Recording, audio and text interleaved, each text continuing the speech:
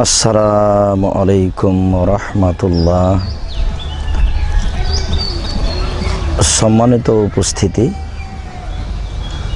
প্রশংসা আল্লাহর জন্য, শান্তি অবতীর্ণ হোক আল্লাহর রাসূলের উপর সাল্লাল্লাহু আলাইহি ওয়াসাল্লাম। আসলেই ভারত, বাংলাদেশ, পাকিস্তানে আমরা দীর্ঘদিন থেকে যেটা দেখে আসছি সেটা হচ্ছে ইসলামকে টিকিয়ে রাখার একমাত্র মাধ্যম হচ্ছে কওমি বেসরকারি মাদ্রাসা। বেসরকারি মাদ্রাসাগুলিতে দীর্ঘদিন থেকে যে খিদমাত এদেশের মাটিতে হচ্ছে তারই ফলাফল আমরাও। এ কারণেই মাওলানা আশরাফ আলী থানভী রাহিমাহুল্লাহ তার মামলাতের মধ্যে একটা কথা লিখেছেন যে ভারত, বাংলাদেশ, পাকিস্তানে ইসলামকে টিকিয়ে রাখার সবচেয়ে বড় মাধ্যম হচ্ছে কওমি বেসরকারি মাদ্রাসা। আমাদের এদেশে কোরআন এবং সহিহ হাদিস প্রচারের তেমন প্রতিষ্ঠান নেই, থাকলেও খুবই সংকীর্ণ। সম্মানিত উপস্থিতি, আমরা দীর্ঘদিন থেকে ভাবছিলাম যে ঢাকায় বা ঢাকার আশেপাশে এরকম একটা বড় জায়গার যদি আল্লাহ তাআলা ব্যবস্থা করতেন তাহলে আমরা একটা এরকম উপযুক্ত কওমি মাদ্রাসার চিন্তা ভাবনা করতাম। দীর্ঘদিন থেকে এটা ভাবছিলাম এবং এ এলাকায় ঘুরছিলাম, কবে সেদিন আসবে যে সুযোগটা আল্লাহ তাআলার পক্ষ থেকে হয়ে যাবে। হঠাৎ করে কিছুদিন আগেই আমি রূপগঞ্জ, নারায়ণগঞ্জ এক এলাকাতে প্রোগ্রাম করে আসছিলাম। তো জনৈক ডাক্তার আব্দুস সোবহান সাহেব আমাকে নিয়ে গেলেন একটি জায়গা দেখানোর জন্য।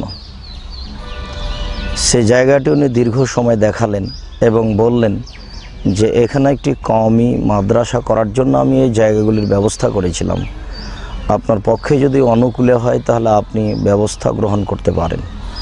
আমি জায়গাটি দেখে খুব খুশি হলাম। প্রায় এক জায়গাতে 12 থেকে 14 বিঘা জমি।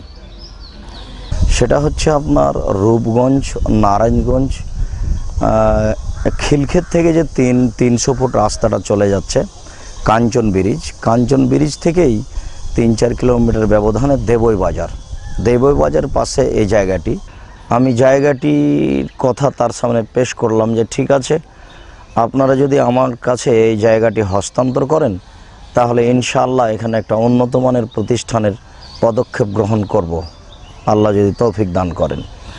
এই চিন্তা ভাবনা নিয়েই আমরা বিগত আগস্ট 2013তেই আমরা এই পদক্ষেপ গ্রহণ করি এবং আজ থেকে প্রায় 8 মাস পূর্বে এই প্রতিষ্ঠান আরম্ভ হয়ে যায়।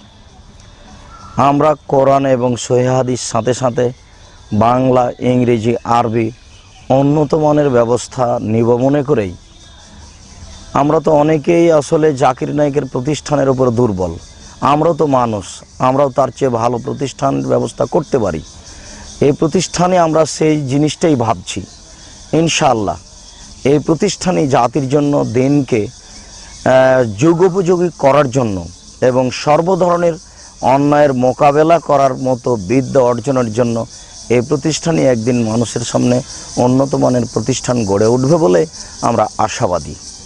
এই আশায় দেশবাসীকে বলতে চাচ্ছি, সম্মানিত শিক্ষিত জনগণ, সম্মানিত আমার দিনী ভাইরা, আপনাদের নিকটে আমাদের পক্ষ থেকে সর্বপ্রথম আন্তরিক আবেদন যে এই বিশাল ভূখণ্ডের এই পরিকল্পনার দিনী প্রতিষ্ঠানটার ব্যাপারে আপনারা প্রথমত আল্লাহর নিকটে প্রার্থনা করুন, আল্লাহ যেন এই প্রতিষ্ঠানকে কবুল করেন, আল্লাহুম্মা আমিন।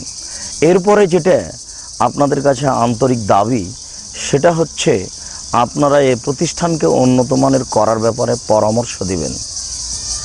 এরপরে আপনাদের পক্ষ থেকে আমাদের যেটা জোরালো পাওয়ার থাকবে সেটা হচ্ছে আর্থিক সহযোগিতা। আসলেই রাসূল সাল্লাল্লাহু আলাইহি সাল্লামেরও কোনো কাজ চলেনি আর্থিক সহযোগিতা ছাড়া। কোনো ব্যক্তি আর্থিক সহযোগিতা ছাড়া দিনের কোনো উপকার করতে পেরেছে তা আমাদের জানা নাই। এ কারণেই রাসূল সাল্লাল্লাহু আলাইহি সাল্লাম সেই দিন সকালে বলেছিলেন, আগামীকাল তাবুকের যুদ্ধে যেতে হবে, কে কি সহযোগিতা করতে পারো? তখন ওমর রাদিয়াল্লাহু তাআলা আনহু বলেছিলেন, আমার অর্থ সম্পদের আমি অর্ধেক দিলাম। আবু বকর সিদ্দিক রাদিয়াল্লাহু তাআলা আনহু বলেছিলেন, আল্লাহ এবং আপনাকে বাড়িতে রেখে যা আছে তা সবই দিলাম।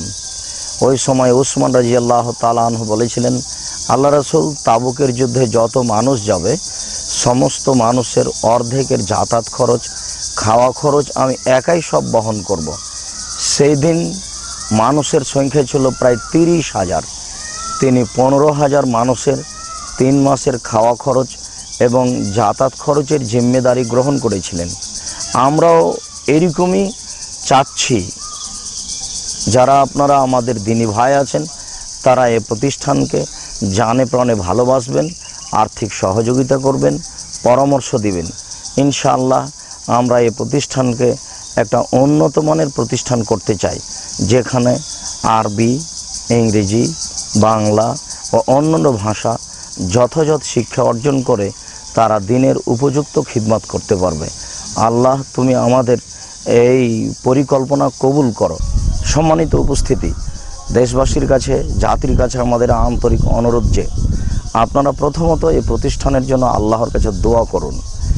এরপরে আপনারা আমাদের কাছে আপনাদের যথাযথ উপযুক্ত পরামর্শ পেশ করুন। এরপরে যেটা আমাদের পক্ষ থেকে আপনাদের কাছে আন্তরিক অনুরোধ, আপনারা যার যতটুকু সম্ভব সহযোগিতা করুন। কোনো দিনই আর্থিক সহযোগিতা ছাড়া দিনই কোনো কাজ হয়নি। রাসূল সাল্লাল্লাহু আলাইহি সাল্লামের প্রয়োজন হয়েছিল আর্থিক সহযোগিতার, তাই তিনি খাদিজার অর্থ নিয়ে দিন প্রচার করছিলেন। আমরাও চাচ্ছি আপনারা সময় সাপেক্ষে উপযুক্ত মানের সহযোগিতা করুন, যাতে করে আমরা এই প্রতিষ্ঠানকে যথাযথ একটা পর্যায়ে পৌঁছাতে পারি। আল্লাহ যেন আমাদের এটা কবুল করেন। এই অর্থ সহযোগিতা করার জন্য বর্তমান অ্যাকাউন্ট নাম্বারটি হচ্ছে 0071200004027 আল আরাফা ইসলামী ব্যাংক, রাজশাহী, আব্দুর রাজ্জাক। সম্মানিত দিনী ভাই, আপনারা এই অ্যাকাউন্ট নম্বরে আপনাদের সম্ভবপর সহযোগিতা প্রেরণ করুন। ইনশাআল্লাহ আপনাদেরকে এই প্রতিষ্ঠানটি একটি উপযুক্ত প্রতিষ্ঠান হিসাবে পেশ করতে চাই।